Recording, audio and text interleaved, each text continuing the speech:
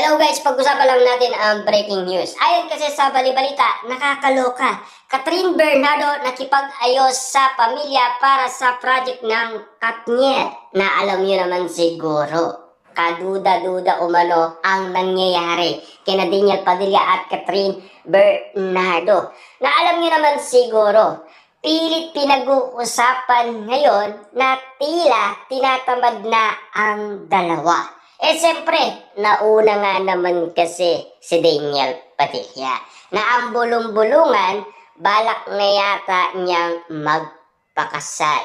Kasi gusto niya nang mag-business na lang. Pero, alam niyo naman siguro, may mga mata si Catherine Bernardo at may mga tenga yan. Kaya siguro sa ganitong sitwasyon, si Catherine Bernardo tila wala sa mood ngayon. Kaya nga naman kasi, parang si Catherine Bernardo, gumagawa siya ng paraan para maging maayos ang project ng Katniel. Kaya sinusubukan muli ni Catherine Bernardo ang kanyang power para pilitin ang kanyang pamilya. Na alam niyo naman siguro, bet na bet naman yan ni Mami Min Bernardo.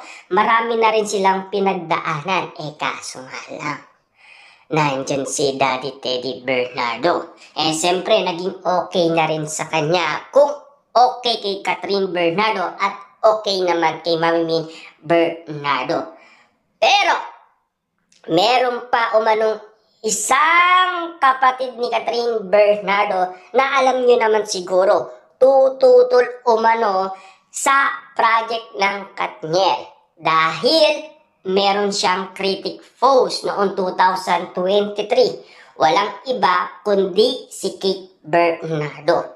Ano kaya ang mga bali-balita patungkol umano sa kanilang dalawa? Kung papayag nga ba ang nasabing kapatid ni Catherine Bernardo na nag-post ng critic post noon.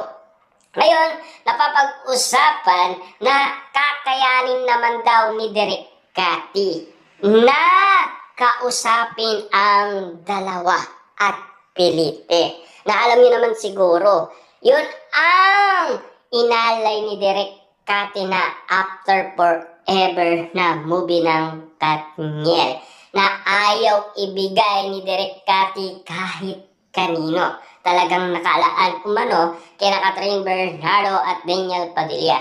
At least, naging okay sa pamilya ni Catherine Bernardo ang pagiging closeness nila. Pero, ang tanong, payag nga ba ang kapatid ni Catherine Bernardo sa sitwasyon nilang dalawa ni Daniel Padilla? Kaabang-abang na kasi at marami na umanong nag-iintay.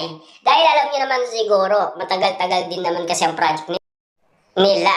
Kasi si Catherine Bernardo may bagong teleserye. Ganon din naman kasi si Daniel Padilla na alam niyo naman siguro matagal-tagal ang kanilang teleserye. Pero at least, pinag-uusapan